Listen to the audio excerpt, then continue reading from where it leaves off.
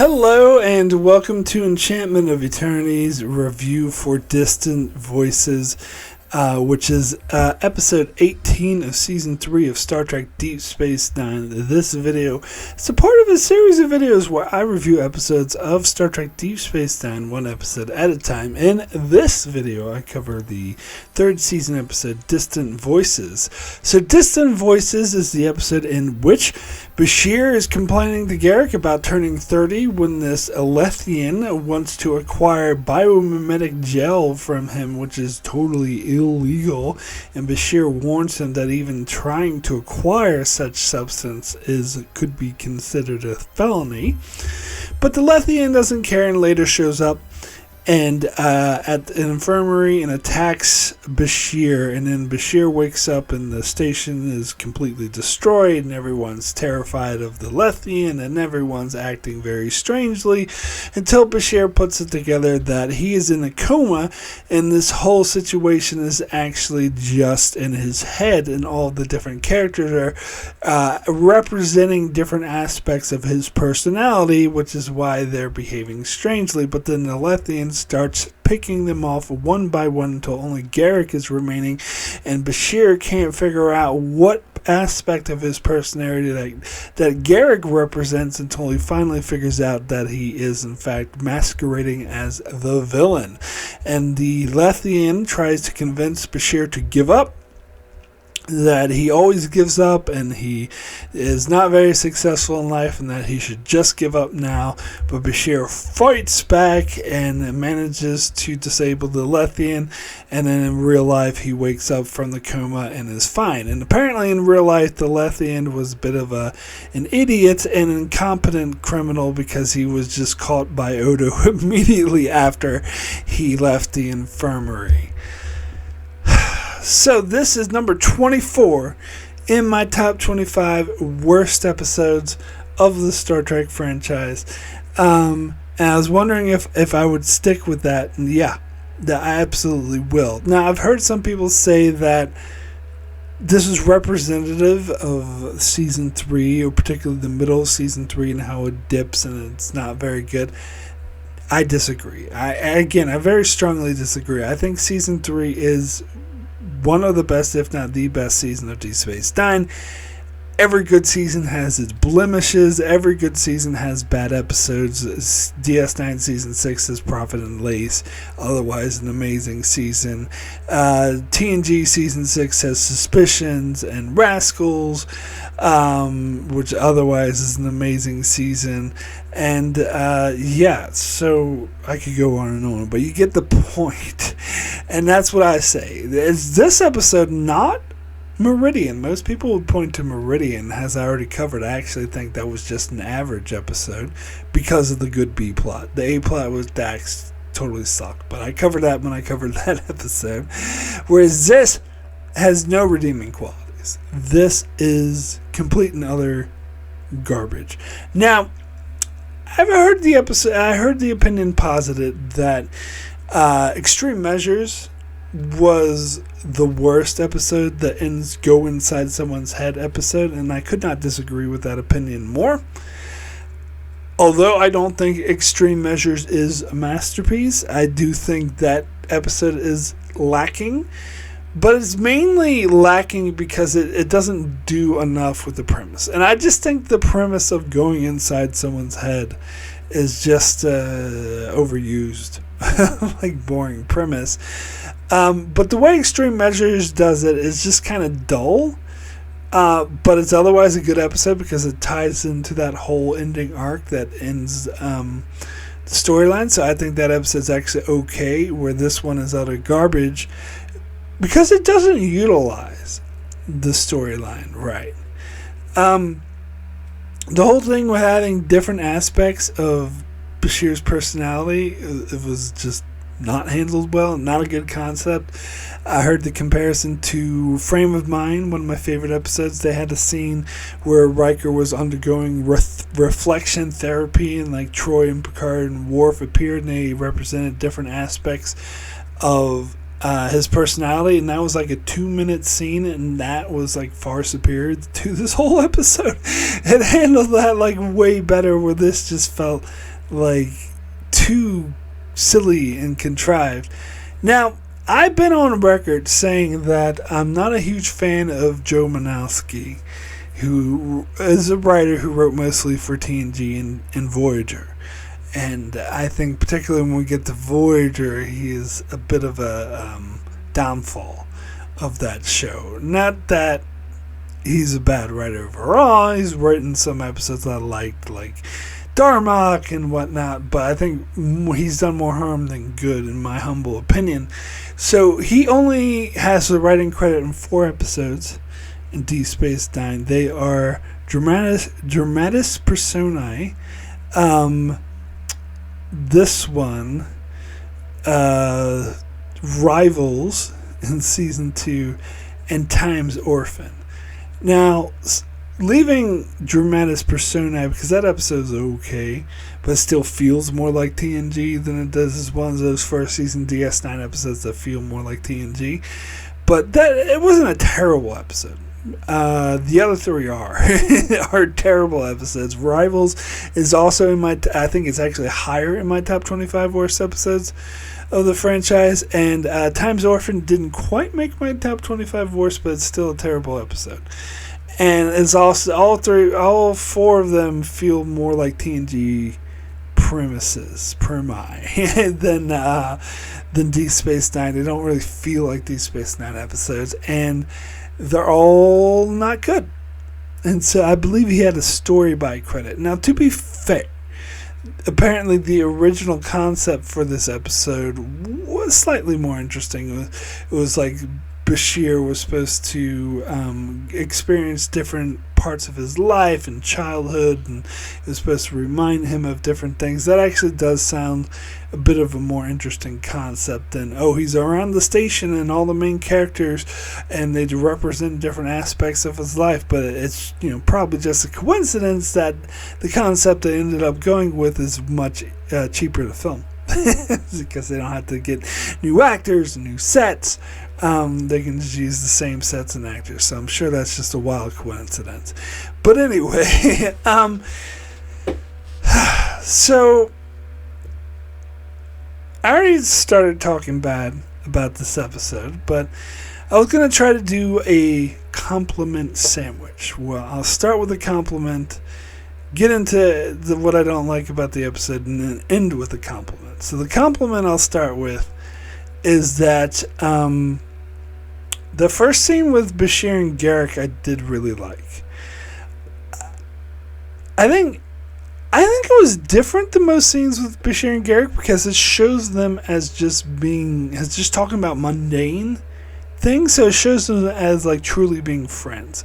Like usually up to this point they're usually sparring over something, over whether or not Garak is a spy or something about Cardassian culture, and Garak is criticizing human culture, and they're usually like just sparring back and forth, and their breakfast or their lunches are more of a debate. And Bashir even said that to O'Brien once, that the Garak kind of taught him to see meal as like a debate, to debate. I think that's in the Dias Cast he says that. If I remember correctly, it's just a couple more episodes from here. Whereas this, they're just talking about like mundane things like holodeck programs, and Garak saying he's eating too many fatty foods. I love that. It does give you the sense that that they actually have a friendship, that they're not just there to spar intellectually, and that I think gives fodder to the whole they could have been a romantic relationship if the producers weren't fucking cowards.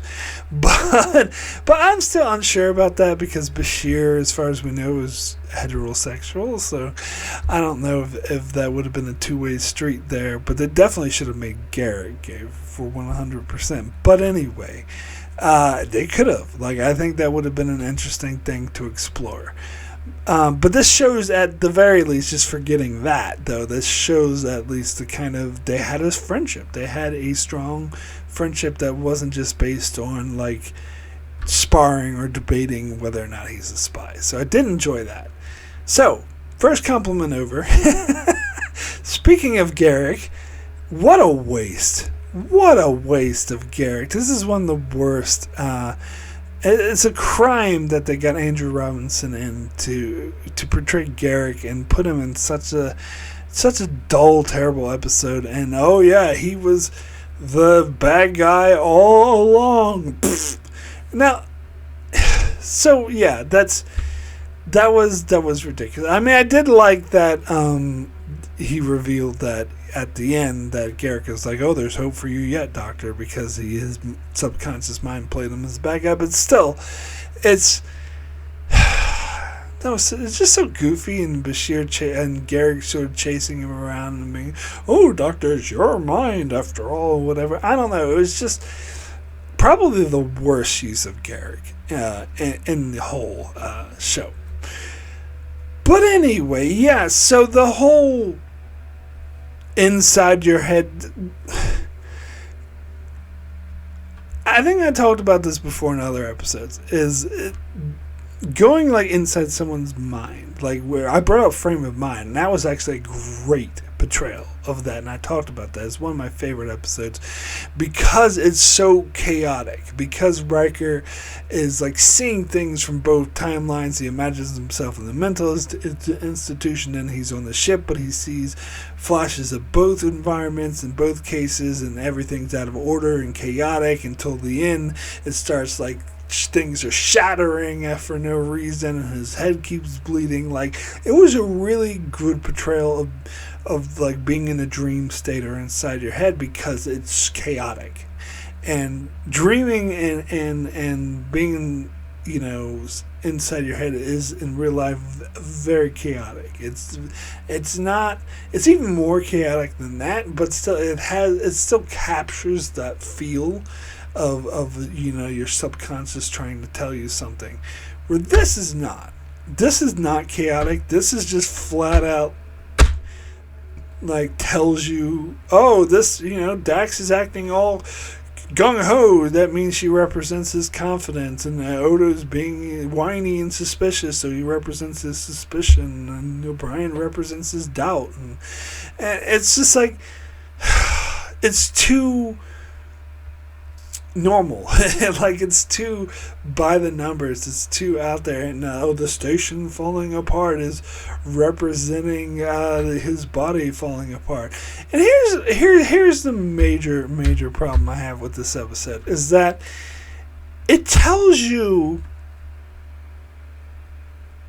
what, like 15 minutes in, probably, it tells you that Bashir's in the coma and this is all inside of his head.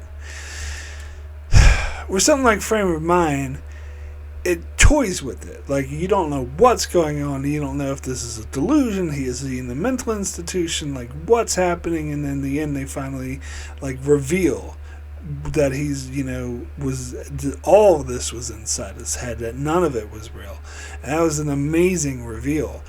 Whereas I feel like they could have done something like that here. Like, if they were better, they could have made this more chaotic. They could have made it less obvious that was inside his head, because the fact that they had the whole station was falling apart and everyone immediately disappeared and they were terrified of this Lethean, it did make it seem a bit too... And then everyone's acting all weird. It made it too obvious that something was wrong. I think this could have been a better episode if they did something more like Frame of Mind, where they were playing it like not so straightforward, a bit more chaotic, like maybe Bashir was jumping from place to place, like the same way Riker was, and he was starting to doubt what was real or what was happening.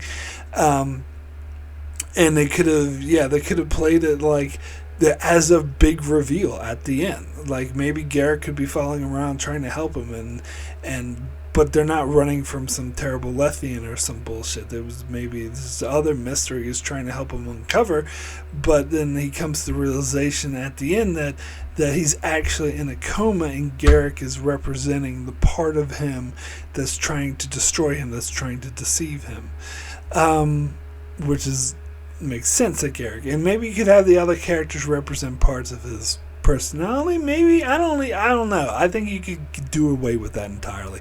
But if you did do it, make it less obvious. Don't have them act completely out of character. But yeah, I think they should have just foregone that. And there was different things. Like there's different way. Like this actually could have been a really mind-bending, twisty episode the way the frame of mind was. But instead, it was just to buy the numbers. Like, and here's the thing. I think going inside someone's head is a very tricky story device, and that it can come off as very hokey because it's hard. It's just hard to do because you don't really know what someone's inner workings in their mind is like, and when they portray it like all flat out, like, oh, I'm in Deep Space Nine, and oh, this person represents that person, then it's just bad. it's just terrible. Then on top of that, so this episode won an Emmy for makeup, and I know you could say, oh, it's makeup, it's not like script writing or acting or anything like that, but apparently it was up against Faces from Voyager, and honestly I think Faces should have won. I think Faces had way better makeup than this episode. I think that the old man makeup on Bashir, I think is terrible. And part of the reason why I think it's so terrible is because Alexander Siddig gives such a bad performance. Maybe that's the main thing of why I think it's terrible. He's like, oh, Garak, and he does like the old man thing. Oh, are you trying to deceive me? It's like, I wouldn't say it's the worst performance that he gave because that's definitely The Passenger, like without a doubt. But I would say second worst performance that he gave in the show. It's just such a bad, unconvincing. And you could say, oh, they did try to do weird shit with, like, you know, the Double Girl showing up and singing happy birthday to him in Ops and tennis balls flying out of the compartments that he opened. But that was, no, that was just dumb. Like, that wasn't, like, weird in an interesting way. And also they had already revealed what the deal is. So we already knew we're inside his head, so it's kind of like, it's just, yeah, the whole Double Girl saying happy birthday and Garak there clapping, and it's just like, yeah, the writers, it was obviously the writers just throwing out ideas. They needed more drafts. This is definitely, and the writers will tell you this themselves, even if they don't particularly name this episode, they will mention that there are a lot of episodes that they just don't have time to do justice to because they're asked to make 26 episodes a season, and so a lot of times they gotta just go, and when something just isn't coalescing and they're needing more time to work on it, sometimes they just don't have that time to work on it, and they just gotta, I don't care, we gotta go with what we got. And it seems obvious that this is one such example that they needed more time with this one. They ran out of it, so they just had to shoot what they had, and what they had was just, it's just lame and cliche, and like there's no real like character journey for Bashir. Like he thinks that he doesn't like the fact he's turning 30 just because he doesn't want to grow old, and then he grows old in his imagination, and he wakes. I always love too that when people wake up out of comas in Star Trek, they're like instantly cognitive and instantly okay. Like he wakes up and 2 seconds later he's like his normal chipper self. That's not what it's like to wake up from a coma, or even like a medical procedure. You're like groggy, you're confused, you don't really know what's going on. But I guess that's a nitpick, but still. Yeah, so the compliment sandwich. What other compliment can I give this episode? I think I already gave it, though. When I said that I liked the ending scene with Garak when he was like, "Oh, there's hope for you yet, Doctor." So that's the compliment sandwich. The beginning scene with Garak and the ending scene with Garak. Everything else in the middle, the whole dream sequence, the whole terrible makeup, the whole terrible acting, the whole you represent confidence, and also what was the fucking point with the Lethean going around picking off parts of his personality. Like, what was that supposed to represent? Like, it just doesn't make any sense. It doesn't coalesce the way that frame of mind does. And speaking of the Lethean, like, it was so, like, this is such a wasted use of a good idea, of a good character. Like, this could have been a great villain, someone who can, like, and he only appears, or this race only appears one more time to my knowledge, which is sort of Kalis, and he's wasted in that episode too, where they can, like, drill into someone's mind and, like, pull information out.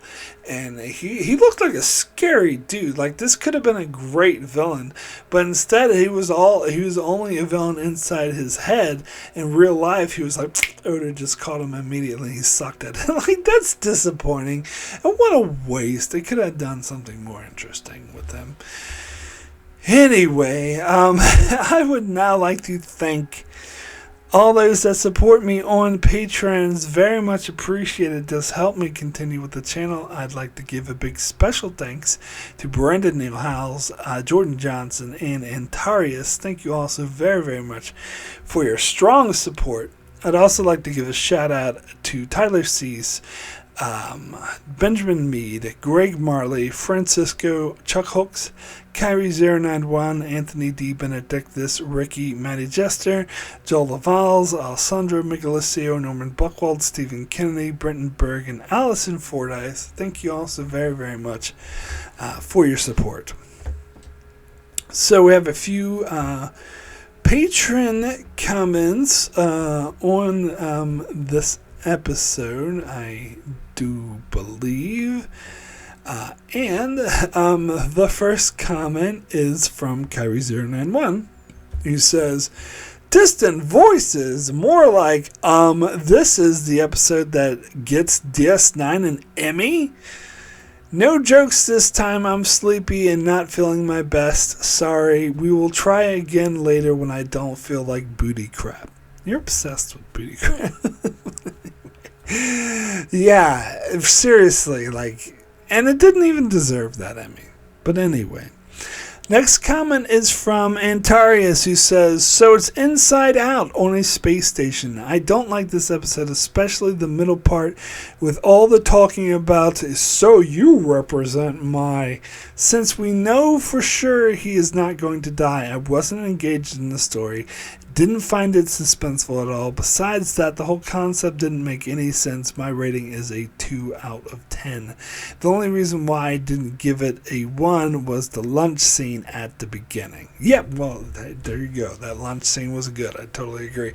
But, yeah, this story doesn't actually make any sense. So the Lethean, like, telepathically damaged him, and his mind, his body was being destroyed by the telepathic virus or damage or whatever it was. And so his mind was creating this analogy where the station was being destroyed by the Lethean, and that his different aspects of his personality were there to help them, but they were being picked off one by one. And so he needed to win by being confident in himself and realizing that he didn't, that he's not a quitter, and he chooses to fight back. Like, what? Like, how does that even make any sense? Like, that's a whole cliche of when someone's dying, they're like, you have to fight, and like, that's actually not how illness works. Like, at least in my experience, like, I don't know.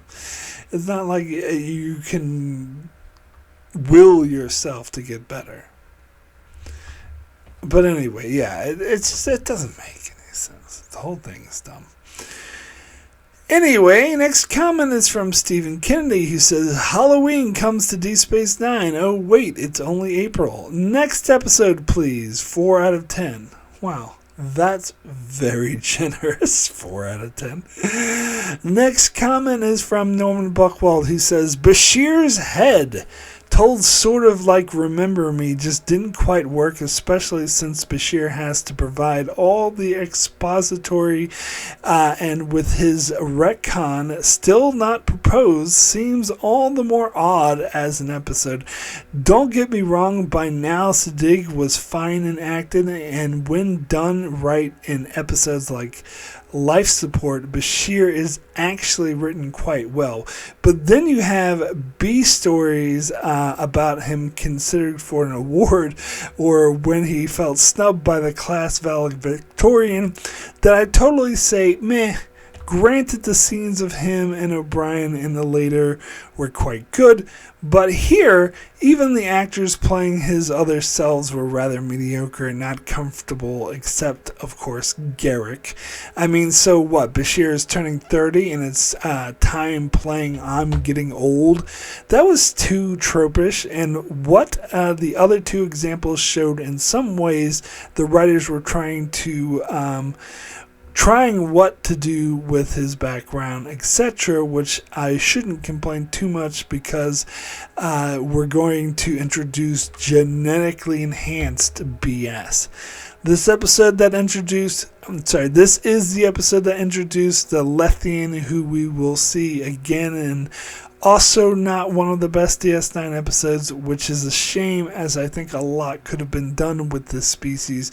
And of course, this is the episode, if I'm not mistaken, that introduces the forbidden biomimetic gel, which will have much more significance in one of Trek's all-time best episodes in the 6th season. But otherwise, this episode is meh. And don't get me started on both the makeup and whoever guided Siddig to do that old age acting. Terrible. I'll give it 2 happy birthday, Mr. Doctors out of 10. You are mistaken. This isn't the first time they mentioned biomimetic gel. They also mentioned it in, what's it called? God, I want to say Natural Disaster. No, Force of Nature. That's the name of it. Force of Nature in TNG Season 7. Because the Fleming was transporting biomimetic gel, and I did catch that when I saw that episode because I recognized it. I was like, hey, biomimetic gel. And they were worried that the Ferengis would hijack it because it's highly, volatile substance. So they kept this, it was right sort of in line with this. I feel like maybe there was another Deep Space Nine episode earlier in this one too that also mentioned it, but it's not coming to me. There was a Voyager episode that we'll mention this later on, that sort of they were just casually giving it to other aliens. I'm like, wait, what are you doing? That's a highly volatile substance. They could use it to make weapons. Like, why are you just handing it away? But anyway, yes, a waste of the Letheans, agreed. Very meh episode, agreed. Yeah. Anyway, next comment is from Tyler Cease, who says, Distant Voices is a riveting episode of Star Trek Deep Space Nine, showcasing a compelling and unique premise with Dr. Bashir trapped within his own mind. The episode takes us on a fascinating journey through his psyche, exploring the different aspects of his personality and their roles in repairing the damaged DS9, a clever metaphor for Bashir's own mental state. The exploration of Bashir's inner psyche provides us with a deeper understanding of the character, revealing hidden fears, insecurities, and strengths. It's captivating to see how these different aspects interact and contribute to the repair efforts, ultimately leading to Bashir's awakening.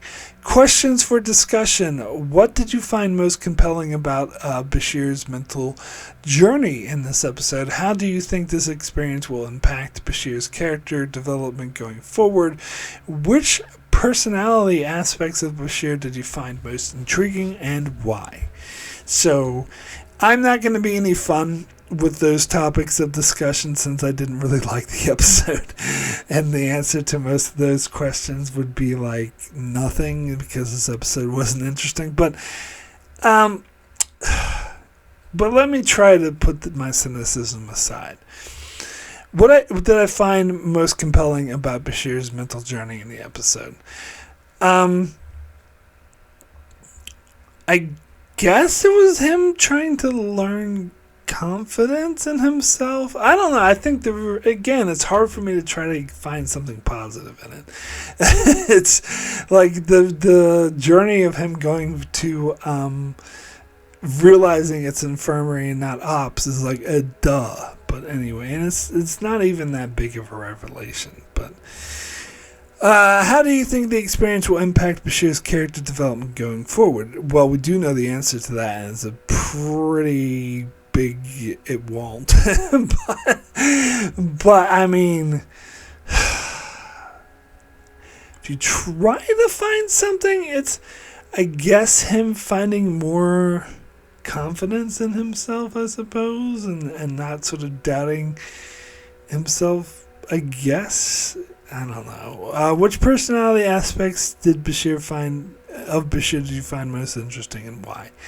Probably Dax. I thought it was interesting that Dax was sort of the confidence, and it was interesting when he said, "Oh, you always represent my confidence," and she was like, "Thank you, Julian." Like, that was that good.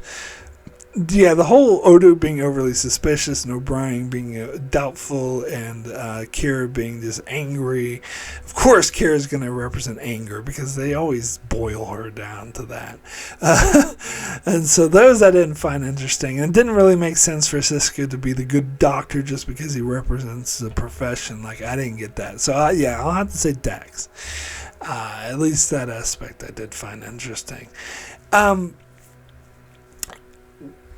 So there's the genetically enhanced thing that Norman mentioned earlier. When I was watching this episode, I was like, yeah, this is one of those episodes that's completely incompatible with the whole revelation. Because what we'll discover, or what they will retcon later on in Season 5, is that being genetically enhanced is a major part of Bashir's self-identity, his personality. And so if he's having this near-death experience that no one else is present for, the fact that he's genetically enhanced would definitely come up. It would definitely be like a major factor, and maybe it could explore the fear of him being genetically enhanced. And also the whole Mustuka post-fiber for grandiatic nerve or whatever the fuck it was thing. Like, they tried to, in retrospect, play that like he did that on purpose in order to hide his genetically enhanced abilities, but in this episode they make it clear that's something that haunts him. Like, the Lethean is taunting him with, oh, that's such an easy mistake to make, you wanted to fail. But he was saying that in the way of like deep down. And again, this is in his subconscious, so there's no reason to lie about being genetically enhanced. So yeah, this episode is another one that's, out of many, that is completely incompatible with that dumbass retcon. Anyway, next comment is from Brandon Neal Howells, who says, distant voices. Alas, not distant enough for me. I can't believe this piece of shit episode won an Emmy for Bashir's old age makeup, and over Voyager's episode Faces, too. There's too much exposition in this story for me to find it interesting, although I do enjoy the lighting and the shots of the promenade. As a person born with a dislocated hip, I find old Julian staggering around just a tad offensive. It would have made much more sense if the Dabo girl doing the Happy Birthday Mr. President routine to Bashir had been Dax. Yes, 100%.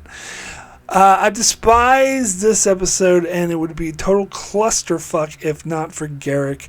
2 tubes of biomimetic gel out of 10. Well, yeah, I'm noticing that everyone's giving this episode a 2, and I think they're being too generous. But that's just, but I get the Garak stuff being good. I do get that. But yeah, I totally get you finding Julian staggering around a bit offensive. But that's, I'm sure, not intentional, but it's just a side effect of the fact that Alexander did give such a terrible old man performance in this episode. It's just so bad. Everything about this episode. One thing I didn't mention yet, and I think I mentioned this in other videos, is that I do have a memory of watching this episode once when I was, I think, not really on LSD, but I had just taken LSD, and a couple days before, and I was watching this episode with my friends, and they were saying, "Oh, he's tripping." Of course, this is a similar story, and I'll tell about the episode Twisted, which is actually much better. I thought that joke worked better in that episode, that they were all having, tripping on acid. But here, I didn't actually I didn't think my friend's joke worked well in this episode. I was like, no, this is just a shit episode. He's not tripping. But anyway, yeah, the whole happy birthday, Mr. President thing was so dumb. Anyway, thank you, patrons, so much for your comments. So my rating for Distant Voices out of 10 is going to be a 1. I always have to yell it like that. A 1, the worst, the worst, the worst, the worst. Obviously, because I think this is one of the worst, top 25 worst, number 24 worst episode in the franchise, and I'm sticking with that. I'm sticking to my guns on this one. I don't know. I think this episode just personally bothers me more, I suppose, than other people, because I feel like they could have done something interesting with this, but it seems very lazy. It seems like, oh, I represent this, and I represent anger because I'm Kira and I'm always angry, and I represent suspicion because I'm Odo and I'm always suspicious. There's something very, lazy about that. This whole story, and as I said, it doesn't actually make any sense. It has good concepts like Garak representing the villain, or the Lethean, who's a really interesting concept, and it does nothing with them. The whole thing with the Lethean just got caught by Odo immediately. What a fucking disappointment. And it's just it's just a cliche. It's fight back or whatever against it, and then you magically wake up. It's just nothing about it works for me. Well, I mean, yes, there's one good scene with Garak at the start of the episode, but that is not enough to save the episode. What is wrong with this too much outweighs it. It's not enough to give it a 2. It's not enough to keep it out of the top 25 worst episodes. It is still a terrible, terrible episode. Anyway, that is it for my review of Distant Voices. So if you did enjoy this review and you really want to support the channel, you can do so by supporting me on Patreon. There's a link in the description below. There's different tiers for different budgets. There's a series of videos I do exclusively for Patreon supporters where I revisit reviews that I've already made. There's you get episodes reviews 2 weeks in advance, and you can request a review for me to do and leave comments on videos like this one. However, if you don't want to support me on Patreon, that's perfectly fine. If you still want to support the channel, you can do so by leaving a like, subscribing, leaving a comment. All that stuff also is extremely helpful. So let's see what's coming up in the channel. So Wednesday, I'll be reviewing State of Flux. On Thursday, reviewing Through the Looking Glass, and on Saturday, I'll be over on Patreon for one of those patron-exclusive episodes, reviewing the 2-parter Improbable Calls, or revisiting my review, rather, for the two-parter Improbable Calls, and The Die is Cast. And then on Monday, I'll be back here with another new public review for Heroes and Demons. So that's what's coming up on my channel. Be sure to check it out as I continue to cover Star Trek Deep Space Nine and Star Trek Voyager and many other Star Trek shows as well. So be sure to subscribe so you can keep up with all of that. And thanks a lot for watching.